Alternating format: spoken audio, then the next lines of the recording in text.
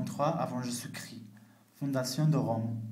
Selon la légende, Rome fut fondée par Romulus et Rémus, qui dans leur enfance auraient été nourris par une louve.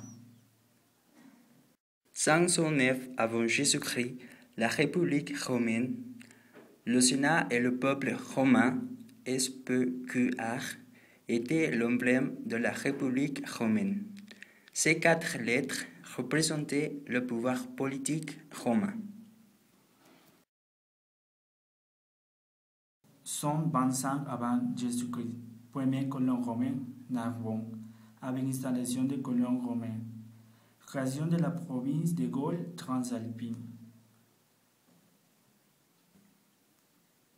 58 avant Jésus-Christ, Jules César quitte l'Italie et devient gouverneur des provinces romaines de Narbonne. La guerre des Gaules commence. 52 avant Jésus-Christ, Jules César rencontre des résistances en Gaule. Plusieurs tribus gauloises se sont unies pour se battre contre les Romains avec l'autorité de Vercingétorix.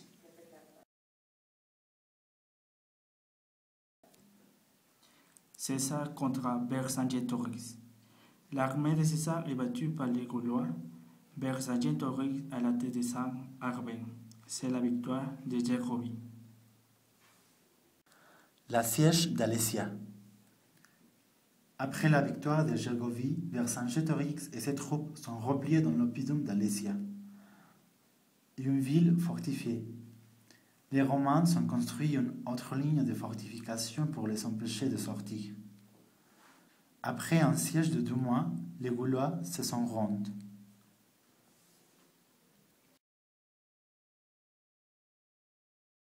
Conquête de la Gaule par les légions romaines. César rentre à Rome avec son armée victorieux et triomphateur.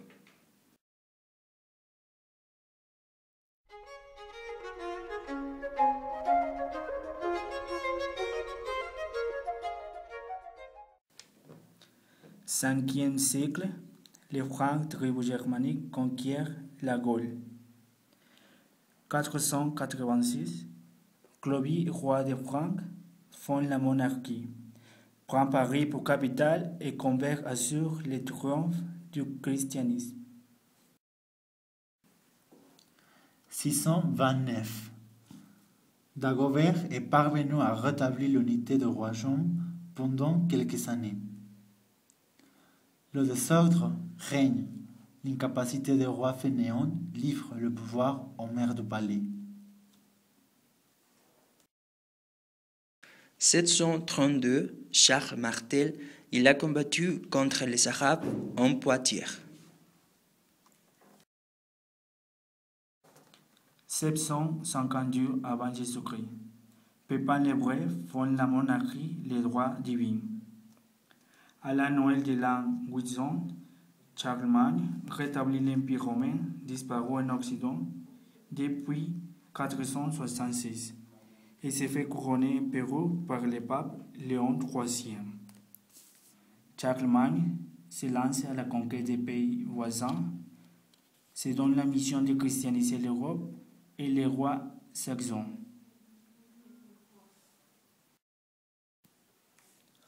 987.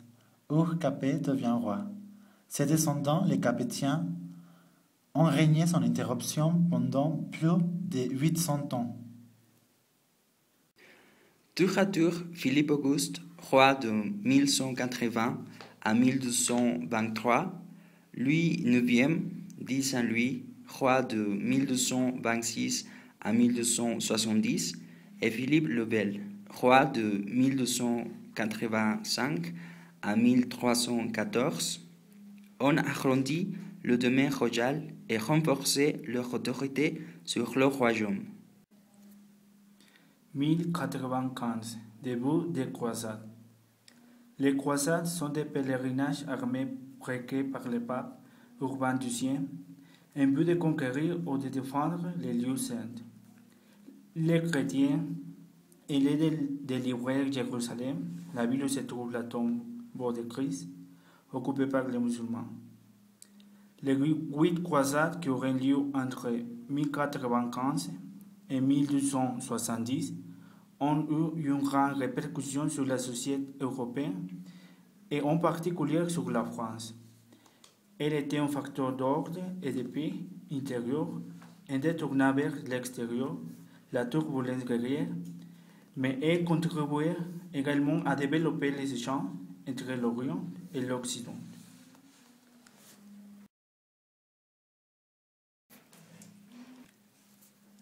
Les Capétiens se succédaient de père en fille, et si le roi n'avait pas de fille, de frère en frère. En 1328, une querelle de succession opposa le roi de France et le roi d'Angleterre, qui prétendait avoir des droits sur le trône de France. 1337. Cette querelle de succession a contribué au conflit entre les Français et les Anglais. À cette époque commençait une guerre qui allait durer plus de 100 ans. D'abord battues, les armées françaises, dirigées par Duguesclin, puis par Jeanne d'Arc, repoussèrent les Anglais et reconquirent le royaume. La génie tactique d'Édouard III d'Angleterre entraîne une succession de victoires anglaises sur la chevalerie française. La bataille d'Écluse, le 24 juin 1340. Les deux armées se rencontrent à Crécy, le 26 août 1346. La bataille de Poitiers a lieu le 19 septembre 1356. La bataille de Cochery, 1363. Les Français repoussèrent encore les Anglais et, en 1453, ceux-ci ne possédaient plus que Calais. Louis IX mit fin à la guerre en signant un traité par lequel le roi d'Angleterre renonçait à la couronne de France.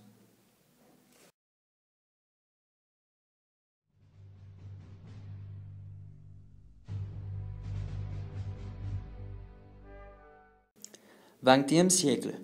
Au début, les rivalités entre les États européens se multipliaient, ce qui, en 1914, déclencha une guerre qui s'étendit rapidement à toute l'Europe.